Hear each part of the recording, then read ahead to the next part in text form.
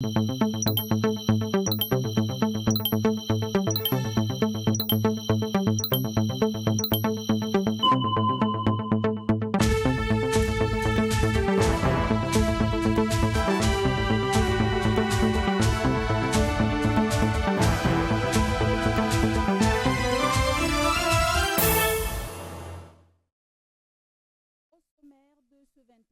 grand oral du chef de l'État, entretien au cours duquel le capitaine s'est longuement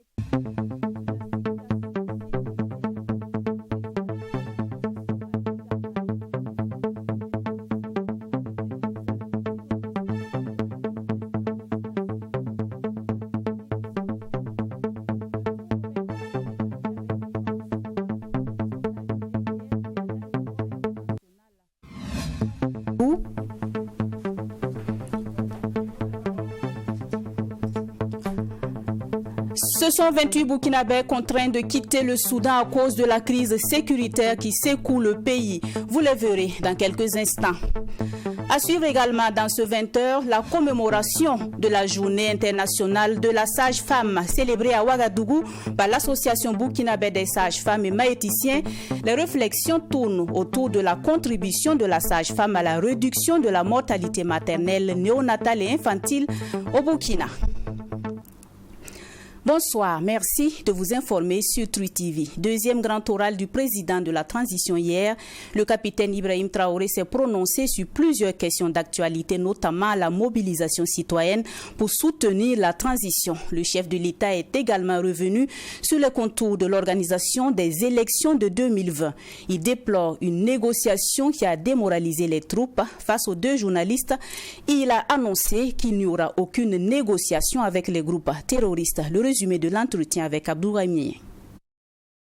La guerre contre le terrorisme est à son introduction, a déclaré le président de la transition, le capitaine Ibrahim Traoré, dans ce grand entretien. C'est un chef d'État confiant et convaincu d'être sur la bonne voie. Il se réjouit qu'en quelques mois, du matériel ait été acquis, ce qui a permis de débuter la guerre pour la reconquête du territoire. Il annonce des phases plus intenses du combat grâce à des prochaines acquisitions, avec notamment la Russie. Déjà, l'ennemi est acculé, les FDS et les VDP sont motivés et galvanisés, et le renseignement de plus en plus efficace. Pour le capitaine Traoré, l'erreur, c'est d'avoir sous-estimé l'ennemi. Nous avons pendant longtemps fait une erreur, et d'évaluer, de minimiser la menace, notamment que ce soit l'effectif de l'ennemi ou sa capacité de nuisance. Le dernier recrutement, les 5000, les conditions de recrutement sont différentes des recrutements depuis quelques années. Parce que nous sommes posés juste quelques questions simples que vous pouvez vous aussi vous poser. Alors, lorsqu'on veut recruter un soldat, on dit il le faut le CEP. Le CEP, c'est juste quelqu'un qui sait lire et écrire la langue française. En quoi est-ce que c'est un critère de combativité ? L'attaque d'Arbinda qui a été déjouée était également sur la table des échanges. Pour le président de la transition, cette attaque était une tentative de déstabilisation minutieusement préparée par l'ennemi, mais c'était sans compter sur l'efficacité des services de renseignement.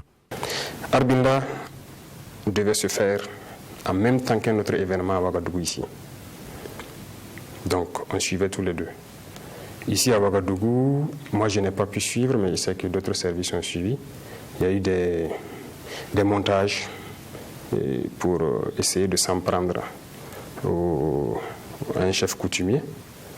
Et donc on savait. Donc nous on était concentrés plus sur l'autre côté où des civils, beaucoup de gens allaient mourir. Donc on savait que l'ennemi a infiltré, il a des véhicules piégés. Et c'est où il allait frapper. On était à cette analyse jusqu'à la dernière minute où on a pu quand même savoir c'était où. Dieu merci, on les a détectés vers 1h quand ils partaient pour l'action. Et on a frappé et détruire tout. Cette tentative de déstabilisation, loin d'affecter, galvanise la troupe à faire la guerre qui lui a été imposée. Pas question de négocier avec les groupes armés. Le président de la transition explique que la négociation déplace le problème au lieu de le résoudre. Il en veut pour preuve le cas de 2020 pendant la période électorale. En 2020, il y a eu des négociations pour tenir les élections. On était en détachement en 2020. On a reçu les instructions d'arrêter tout ce qui est opération cinétique. Ça veut dire on ne sort plus de nos bases, on reste statique. Ceux qui forçaient sortir en son temps, il y a des militaires qui ont été punis. Ceux qui étaient à Bourzanga, ils sont témoins. Deuxièmement, l'argent qui a été donné aux terroristes, parce que ça, les gens ont vu. Voilà, même ceux qui sont à Djibo aussi peuvent témoigner. Les véhicules qui venaient de Nitouama puis continuaient vers Nassombo avec des valises. Voilà, peut-être à l'armée de l'air, vous aurez des preuves. L'argent est sorti. Ils ont pris cet argent, ils se sont équipés. Vous imaginez, on vous dit, c'est interdit de sortir. Vous êtes assis. Les populations vous appellent. Et Naba, ils sont ici, ils sont ici, ils sont ici. Vous avez interdiction de sortir. Vous êtes obligé de faire semblant de tourner. Le lendemain encore, ils vont dire, 3 jours, 4 jours. Qu'est-ce qu'ils commencent à nous dire? Que quoi? Voici la phrase. Sur la question du drame de Karma, le président de la transition invite les populations à attendre les résultats des enquêtes. Rien ne permet pour le moment d'accuser les forces de défense et de sécurité, car l'ennemi, selon lui, utilise la perfidie. Cette guerre-là, l'armée a perdu ses blindés, l'armée a perdu ses pick-up, il faut le reconnaître. C'est avec l'ennemi. Les tenues, ce n'est pas nous qui les fabriquons. On paye les tenues de l'extérieur. Donc, combien de fois on a été attaqué par des unités qu'on croyait être nos propres unités? Demandez à ceux de Touéni. Des gens sont venus avec des blindés de l'armée jusqu'à rentrer dans la base, commencer à écraser des soldats, ils ont compris. C'est pas nous. À Kadiel, il y a une attaque, on a ramassé des corps. 11 corps, croyant que c'était nos corps. C'est à Bourzanga que les gens se sont rendus compte que parmi les corps, il y a des corps de terroristes. Mais habillés de la même façon. La lutte contre le terrorisme n'est pas que militaire, selon le président. C'est pourquoi le gouvernement associe à cette lutte des actions de développement et de bonne gouvernance.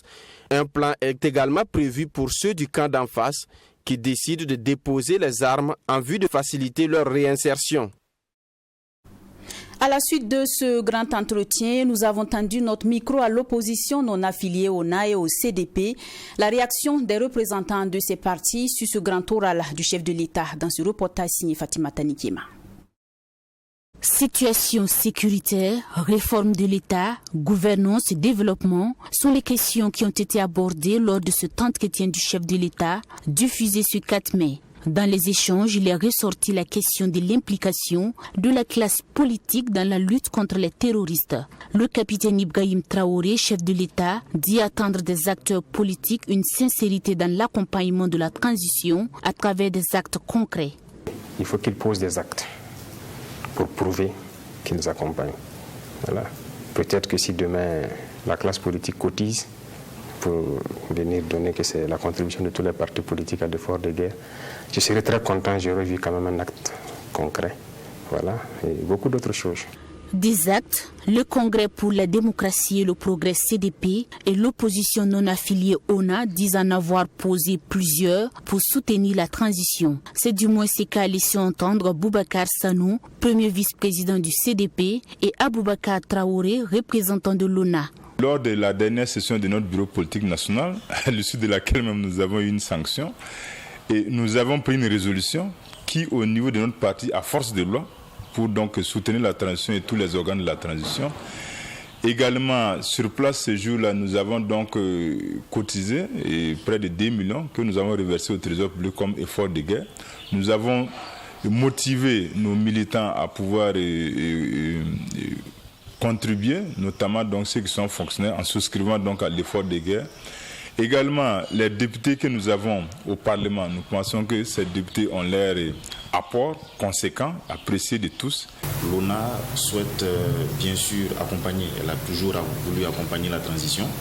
Elle a même réitéré à plusieurs reprises dans des conférences de presse ou de façon solennelle à la transition. Et elle attend bien sûr que le président de la transition dise de façon, j'allais dire de façon claire, ce qu'elle attend de l'ONA.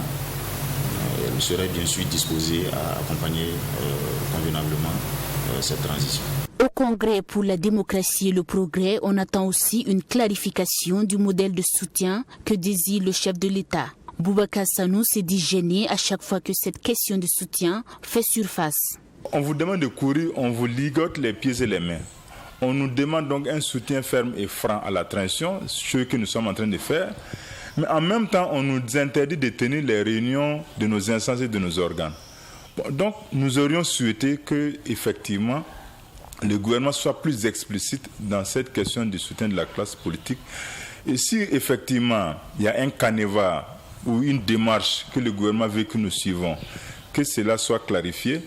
À l'issue de l'évaluation, donc ceux qui ne se seront pas inscrits dans cette dynamique, bon, maintenant on pourrait effectivement donc, identifier et puis déterminer ceux qui ne sont pas dans la dynamique de soutenir la transition. À en croire Aboubakar Traoré de l'ONA, il ne doit pas avoir de Burkinabés qui ne soutiennent pas cette transition au regard du contexte actuel. Il faut que chaque Burkinabé que nous sommes, nous mettions dans notre tête que nous sommes à l'étape où nous devons apporter chacun une brique ici, un autre de l'eau, ici de la paille, apporter quelque chose bien sûr à l'édification de ce pays-là. Parce que nous sommes en guerre, nous devons combattre. Il n'est plus question aujourd'hui que ce soit les VDP ou les FDS de façon générale, mais tout le monde est appelé bien sûr à travailler, à éradiquer ce qui est en train de ralentir considérablement la marche de ce pays-là. En ce qui concerne le point de la situation sécuritaire fait par le capitaine Ibrahim Traoré, au cours de cet entretien, ces deux représentants de partis politiques sont unanimes. Ils saluent les efforts consentis par le gouvernement et les hommes sur le terrain pour sécuriser les populations et leurs biens. Retour au bercail de 28 Burkinabés vivant au Soudan, constitués en majorité d'étudiants. Ils sont arrivés hier aux environs de 19h à l'aéroport international de Ouagadougou. Ce retour volontaire a été initié par le gouvernement burkinabé en raison de la crise sécuritaire qui secoue le Soudan en ce moment. Ce sont des Burkinabés fiers de regagner leur patrie qui se sont prêtés au micro des journalistes sur place à l'aéroport international de Ouagadougou. Assami Tiemtori. C'est à bord de cet appareil que les Burkinabés vivant au Soudan ont pu embarquer pour regagner le Burkina Faso. Au nombre de 28 et composé essentiellement d'étudiants, leurs premiers mots vont à l'endroit des autorités burkinabées qui ont tout mis en œuvre pour leur retour au pays. Lorsque nous avons lancé le message au niveau de l'ambassade, ils nous ont compris et ils ont transmis le message à nos autorités. Donc nous remercions ensemble, en commençant par l'ambassade, et en particulier, nous remercions les autorités burkinabées d'avoir pensé à nous parce qu'on était dans des moments très très difficiles. Content d'être de retour parmi les siens, certes, mais ces étudiants se rappellent toujours du calvaire vécu en terre soudanaise. Vraiment, ce n'était pas facile, puisque quand ils ont commencé à tirer, nous, on logait à l'internat. Nous, on n'avait aucun problème avec eux. Mais quand ils ont commencé à tirer, entre eux, bon, il y a des balles même qui rentraient même dans le truc, dans notre appartement. Ils ont pris même l'internat, et puis ils ont les transformé même en camp, comme un camp quoi. Voilà, donc c'était ça qui nous a poussé à vouloir quitter le pays. Lorsque la crise a commencé, eux-mêmes ils ont déclaré que tous ceux qui peuvent voyager pour aller dans les régions n'ont qu'à partir. Donc nous sommes les étrangers. Donc pour nous déplacer c'est très dur. Donc on était dans les universités, dans les chambres. Donc c'était très difficile. Même pour avoir de nourriture à manger, c'était très difficile. Voilà, coupure d'électricité et l'internet, tout ça là. On n'a pas accès à communiquer à la famille. Conscients de la gravité de la situation que vivaient ces Burkinabés au Soudan, les autorités burkinabées, grâce à la collaboration des dirigeants égyptiens et soudanais, ont réussi à partir de l'Égypte les embarquer pour le Burkina Faso. Nous sommes là pour l'accueil. Ils sont 28, dont une vingtaine d'étudiants, et des femmes et des enfants. Je voudrais saluer la diligence avec laquelle l'ambassade du Burkina Faso au Caire a travaillé sur ce dossier, et aussi la synergie avec laquelle nous avons travaillé avec le ministère de l'Action sociale. Et pour permettre à ces rapatriés de mieux se sentir pendant les premières heures de leur retour, des conditions sont réunies à cet effet. Les premières dispositions que nous avions prises, c'est d'abord les rassurer, un hébergement. et ils seront hébergés dans le centre de transit de Somgandé et les chambres ont été aménagées pour les recevoir. Nous avons également pris les dispositions pour leur assurer une ration alimentaire à partir de ce soir jusqu'à ce que, en tout cas, ils soient totalement identifiés. Ça veut dire que nous allons continuer dans le profilage puisqu'ils viennent d'horizons divers pour savoir qu'est-ce que chacun veut faire et où chacun voudrait aller pour la destination finale. Tout en espérant une situation favorable au Soudan afin de pouvoir y retourner pour achever leur cursus universitaire, ces étudiants souhaitent également avoir des propositions sur place au Burkina Faso. Si les choses se sont améliorées au Soudan, bon, puisque d'autres ont laissé leur diplôme, d'autres n'ont pas, ils étaient en deuxième année, troisième année, quatrième année, donc ils ont tout abandonné. Voilà, d'autres sont dans les études supérieures, tout ça, les masters, doctorats. Bon, vous voyez. Donc si on a eu la chance ici, on peut continuer les études. Notons que d'autres arrivées de provenance du Soudan pourraient intervenir au cas où la crise persiste, selon les propos du ministre délégué chargé de la coopération régionale au regard du nombre important de Burkinabés au Soudan. De l'aéroport international de Ouagadougou, rendons-nous à présent au mémorial Thomas Sankara. Depuis un moment, les membres du mémorial mènent des activités pour faire découvrir aux populations ce que c'est que la RDP, la révolution démocratique et populaire. Chaque premier jeudi du mois se tient alors une conférence publique dans ce cadre. Hier, il était question d'un partage d'expériences afin de tirer leçon de la RDP pour relever plusieurs défis au Burkina. Alexis Winkouni Belemnaba.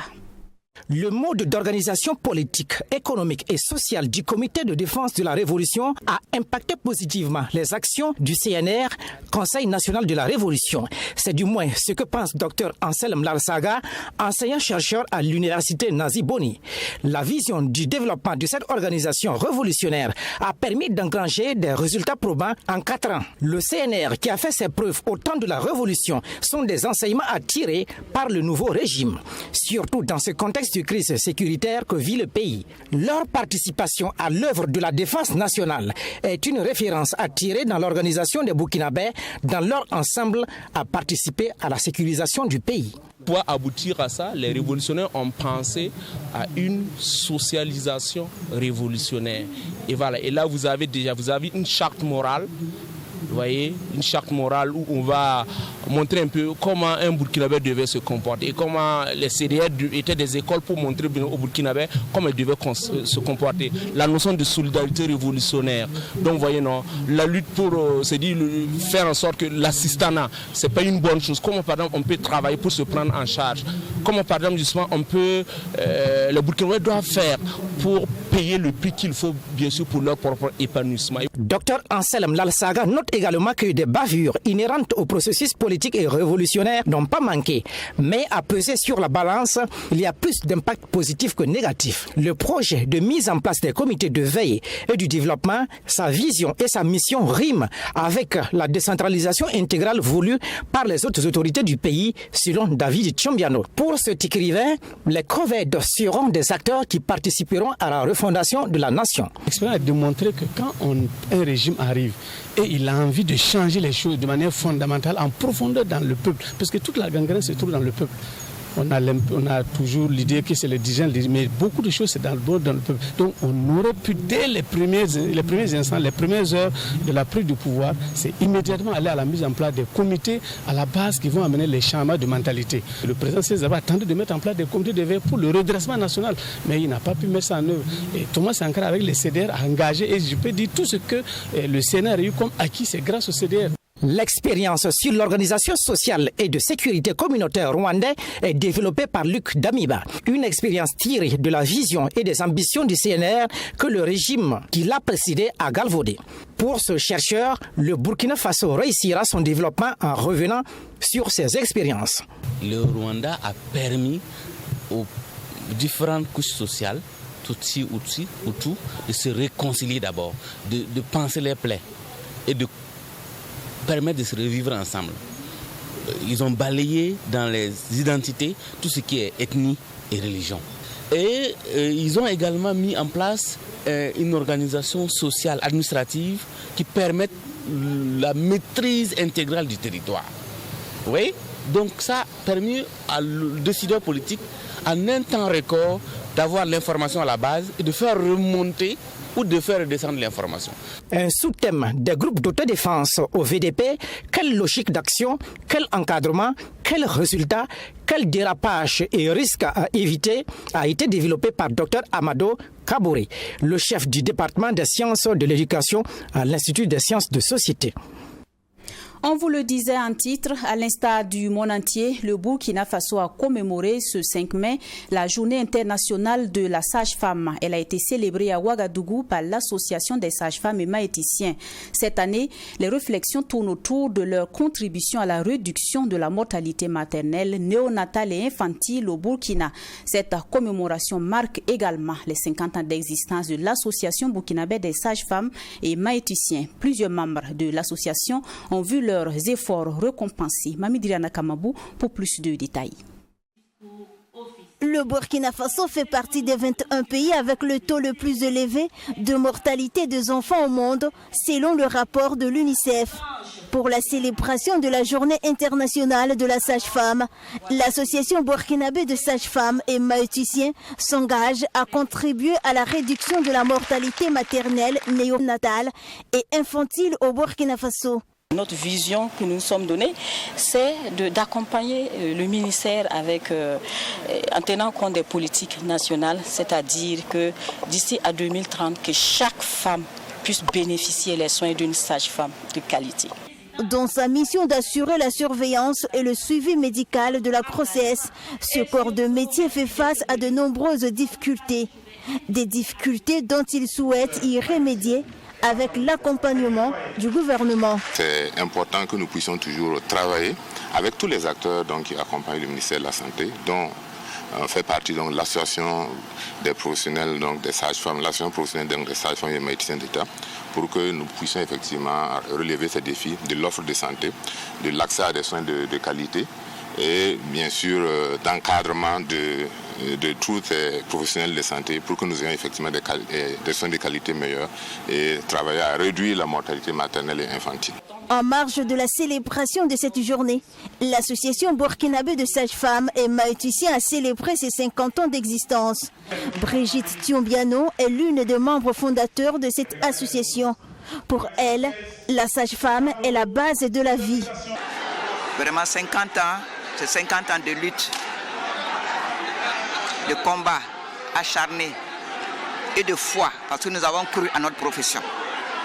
Nous l'avons aimée.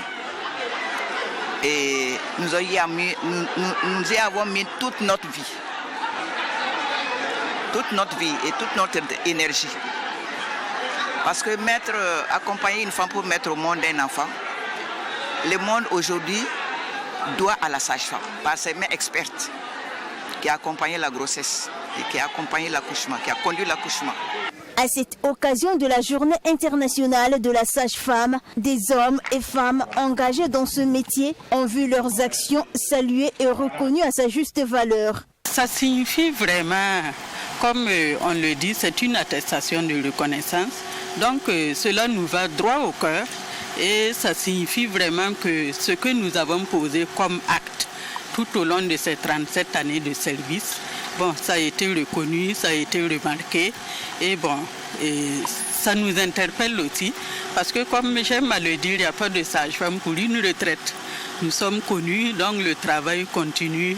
Pour la présidente de l'association, des activités pré-commémoratives dans les 13 régions sanitaires du Burkina Faso ont été initiées dans le but de rehausser la qualité de l'offre de soins. Nous poursuivons ce journal avec de la littérature. L'ancienne présidente du Conseil supérieur de la communication, CSC, a fait paraître un nouvel ouvrage dans lequel elle rend hommage à Monseigneur Anselme Titiama Sanon, un homme d'église et de culture. Le livre est intitulé « Prêtre et authentiquement citoyen ». La dédicace de l'ouvrage est intervenue ce 5 mai à Bobo-Dioulasso en présence de Serge Bado, notre reporter sur place. Il s'agit d'un livre entretien dans lequel deux styles se conjuguent, l'interview et le monologue. Un livre qui fait voyager à travers l'histoire, un voyage au cours duquel le lecteur ne s'ennuie pas, tant les paysages sont aussi captivants les uns que les autres. À travers cet ouvrage, Nathalie Sommet veut rendre hommage à un père et repère pour sa vie. Parce que ça fait 40 ans que je côtoie ce monsieur et à chacune de nos rencontres, j'ai toujours eu l'impression de découvrir une autre personne, au-delà de ce que je connais déjà de lui. Et quand j'écoute la presse, quand j'entends les gens parler de lui, j'ai l'impression que ce monsieur, ils ne le connaissent pas suffisamment. Ils connaissent l'homme d'église, ils connaissent le féru de la culture, ils connaissent l'intellectuel hors pair, mais il y a d'autres aspects de Monseigneur qu'ils ne connaissent pas. Et c'est ce que j'ai voulu mettre en exergue, à condition bien sûr que Monseigneur lui-même il s'y prête. Il se prête à l'exercice et je pense que c'est ce qu'il a fait. On n'a pas tout abordé. Nous considérons cette œuvre-là comme le tome 1 d'un projet que nous avons conçu, colossal, à la dimension de l'homme. Un honneur pour le champion de l'inculturation, du dialogue, de la culture du pardon et de la paix. Monseigneur Anselme Titiama Sanou considère cette œuvre comme la somme de ce que chacun lui a permis de réaliser. C'est le cri du bébé que je vous lance là. Quand le bébé crie, il dit « Je suis là ». Il dit « Merci de m'avoir amené là ». C'est ça, non? Il dit « Au secours, parce que sans vous, je ne pourrais rien faire ». Et le bébé de 87 ans dit « Au secours, parce que sans vous, je n'aurais pas pu faire ce que vous dites que j'ai fait ». Donc c'est vos œuvres, c'est le retour de ce que vous avez permis de faire que nous énumérons ce matin et qui fait que, bon, on désigne un, mais c'est l'œuvre de tous. L'ouvrage comporte 193 pages réparties sur 4 chapitres. Kibudoué, mes racines Oussia, mes origines, itinéraire, formation, mission, présence citoyenne et conscience politique, et enfin l'intellectuel et ses rêves. L'ouvrage édité par Mercury est vendu au prix de 5 000 francs. Nous restons à Bobo-Dioulasso pour les échos de la Semaine nationale de la culture. Le village des communautés est l'un des rendez-vous les plus importants de cette 20e édition. Cette année, 43 communautés se retrouvent pour magnifier leur culture. Parmi elles, la communauté Sambla. Rejoignons Joseph Koudgou sur le site du village artisanal de Bobo-Dioulasso pour découvrir cette communauté Sambla. Pour cette édition 2023 de la Semaine nationale de la culture, le village des communautés reçoit 43 communautés. Parmi elles, la communauté Sambla de Karangasso Sambla qui se distingue à travers diverses potentialités. Nos ancêtres ont coutume de nous dire, avant quand on voyait un Sambla en prison, il y a deux raisons. Soit il a tapé quelqu'un et l'a tué, ou bien il a retiré la femme d'autrui. Donc c'est pour vous dire que le Sambla, c'est l'honnêteté, c'est l'intégrité par excellence. Les potentialités agricoles, les potentialités minières, les potentialités du point de vue quand je dis agricole, il faut comprendre l'élevage. La force des Sambla, c'est leur caractère. Ce sont des personnes, des gens bien décidés et ils ont une indépendance telle que des fois même qui nuit-même, j'allais dire, leur fonctionnement des fois, puisque chacun se dit, je suis indépendant, je suis autonome, je fais ce que je veux. Karangasso Sambla, premier producteur de la pomme de terre au Burkina Faso, est aussi distingué à travers le pays pour son sous-sol. La carrière de Tiara est la première qui a commencé à être exploitée avant même les indépendances. Et après les indépendances, ça a été remis à Kovemi. Et aujourd'hui, c'est là-bas qu'on extrayait plutôt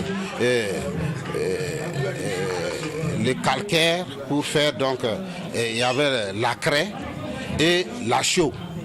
Et ensuite, après cette carrière, nous avons une très importante carrière aujourd'hui qui alimente les cimenteries. C'est la carrière des Surkoudinguins. L'espace rencontre jeunesse d'Afra reçoit les enfants de 7 à 15 ans.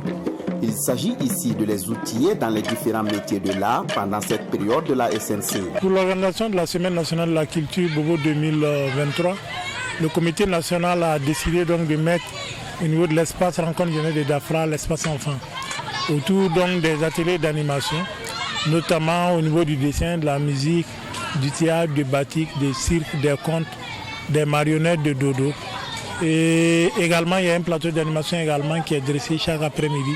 Notre objectif est que les enfants puissent connaître les différents arts de leur pays et également que ça puisse être un tremplin pour certains et dans l'avenir.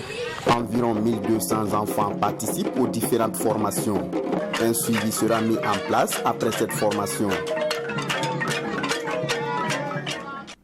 Koundé d'or 2023, le commissariat général des Koundé met les petits plats dans les grands pour la réussite de l'événement. À quelques jours de la tenue de la 21e édition, le comité d'organisation a convié la presse pour faire le point de l'organisation, présenter les grandes articulations et le plateau artistique devant prester à cette édition. Les détails de Fatima Tanikima. À jour J-9, les choses se précisent pour la tenue de la 21e édition des Koundé. Cet événement qui célèbre au nom les artistes burkinabés et africains en général se tiendra le 12 mai prochain sous le thème « Résistance et résilience, le Burkina reste debout ». Selon le commissaire général du Koundé, Salfo Soré, il était important de tenir cette édition malgré les contextes actuels du pays. On a été porté par le fait que les grands rendez-vous culturels du Burkina ont commencé à se mettre en place. Là, on parle pendant que la SNC se tient à Bobo. Donc, c'est la résilience, la résistance du Burkina. On reste debout malgré tout ce qu'on connaît. Et dans ces circonstances-là, les Koundé se tiendront aussi pour envoyer toujours ce message de résilience et de résistance à travers le monde, malgré le problème que nous avons. Au menu du Koundé édition 2023, tapis rouge, dîner, défilé de mode, prestations d'artistes, remise de trophées. Mais avant, le Koundé Music Export. Il s'agit de showcases et de cadres d'échange créés au profit des artistes burkinabés les 10 et 11 mai prochains. 10 artistes auront l'opportunité de prester en live devant des professionnels du domaine et profiteront d'un partage d'expériences sur le nouveau marché musical et les nouveaux supports, explique Salfo Soré. Vous savez qu'aujourd'hui, la musique se vend beaucoup plus en numérique. Voilà, donc il y a toutes ces informations dont les artistes vont bénéficier. Et en plus, on permet à une dizaine d'artistes de jouer et de montrer leur talent à des tourneurs, à des producteurs et à d'éventuels festivals qui pourront peut-être après les inviter pour participer à leur festival. Notons que la cérémonie du Koundé connaîtra la participation de plusieurs artistes burkinabés et de la sous-région, parmi lesquels Nabaloum Amzi et Milo le Chanceux du Burkina Faso, Didi B, Roselyne Layo, Kaes Bloum de la Côte d'Ivoire, sans oublier Chrismi du Cameroun, Nawadoumbia du Mali et Toufan du Togo. Pour le After Koundé, prévu le 13 mai, ce sont Didi B, Toufan, Chrismi, Kaes Bloum et 5 lauréats du Koundé qui tiendront en haleine le public du Palais des Sports de Ouagadougou. C'est la fin de cette édition. Merci de l'avoir suivi. Très bon début de week-end à toutes et à tous.